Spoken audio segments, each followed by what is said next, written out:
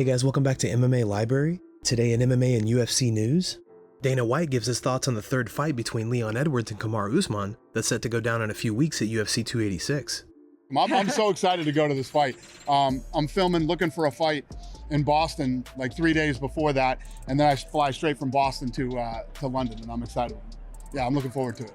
Kamaru Usman's been relatively sort of quiet. Obviously, Leon's very confident. He got that incredible knockout last time, but Kamaru's kind of slipped under the radar coming into this one. He should be. Have you had many sort of conversations with him? But he should be. He should be focused, and he should be doing everything he can to prepare and be ready for this fight.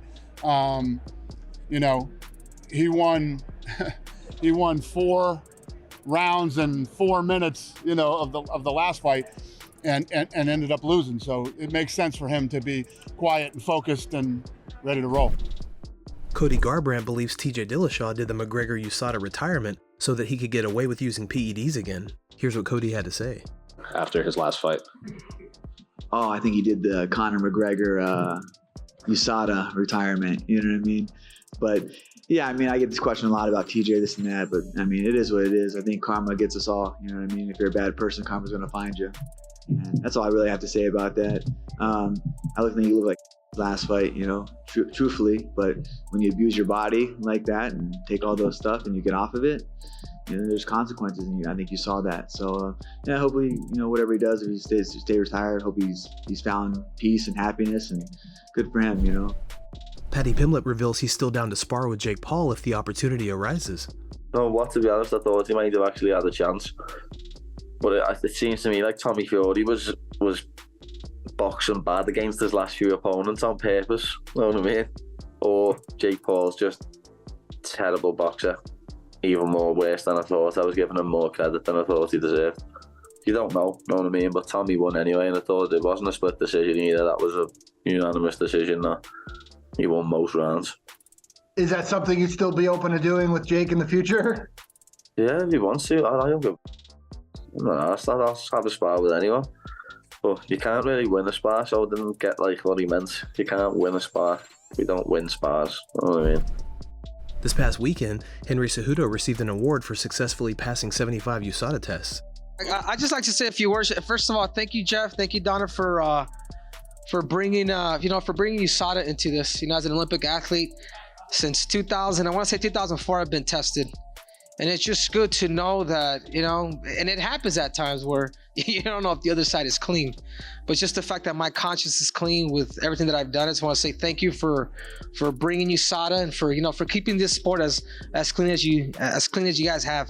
So Donna, Jeff, thank you guys. Maybe you guys will get a Letterman's jacket too. Derek Brunson and Brian Ortega also received an award for 50 clean USADA tests. Robert Whittaker and Alexander Volkanovski give their take on Darren Till's release from the UFC during a recent interview. Here's the clip. Yeah, it's surprising, to be honest. I would have to believe that it's not purely because of his last few losses. I think there's something more to it, as in he's going through something mentally or injuries or something like that. I think there was discussions between them and they came to the agreement that they were going to release him from there. So I can't see them just cutting him due to performance, because granted, he's lost 5 out of his last 6, but he looks good when he looks good. You know, he's still a big name, especially in that UK market. Yeah. He's a big name. People love the way he holds himself. They love he's a funny dude, you know, quite charismatic. He gets the looks, and I can't see them doing that because of that. Like Rob hit the nail on the head. Like I don't think it would just be because of them losses. Not only he is a fan favorite, he's a very popular dude, and let's remember who he's losing to as well. Yes. It's not like he's losing to anybody. He's losing to great fighters, so you can't be too hard on him that way. But I think it's has to do with something else, maybe. You know, it could be negotiations, it could be personal issues. Who knows? But I definitely don't think it's just because of them losses. During a recent interview, Michael Bisping and Nickal sarcastically make fun of Daniel Cormier's level of wrestling. He is Daniel Cormier. Hey. How do you rate DC as a wrestler? As a wrestler? Like compared to you. Like if we wrestled? If you wrestled. First period pin.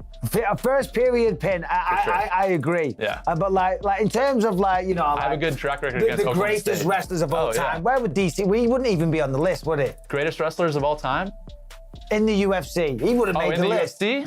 I don't know. You got some pretty solid guys in there. Yeah. I don't know. I know, DC. He can wrestle. He's not saying good things about you, buddy. He's not saying good things. You know. I mean, he has no discipline. We know this. Dana White reveals Francis Ngannou will never be allowed to return to the UFC.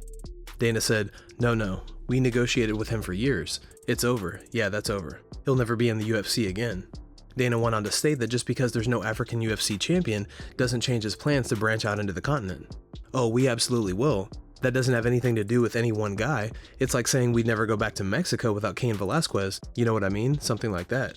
We're going everywhere regardless. If you look at some of the fights we put on with the nationalities, it was unheard of 30 years ago. Michael Chandler reveals that while he respects what Conor McGregor has done for the MMA world, he doesn't like him that much. Here's what Chandler had to say. It's always fun and cordial until it isn't. It's always copacetic until we hit the boiling point. You know, Conor and I are natural-born competitors. As I said, I came here to prove that I'm better than him in every sense of the word, in every single aspect of competition, and not just us fighting later this year, but in this competition of the Ultimate Fighter. Conor and I have a lot of mutual respect. For each other. He, you know, even in his awesome, brash, trash talk, behind all of that stuff, he's got a lot of respect for the sport, for the purity of mixed martial arts, the purity of martial arts, and all of its competitors.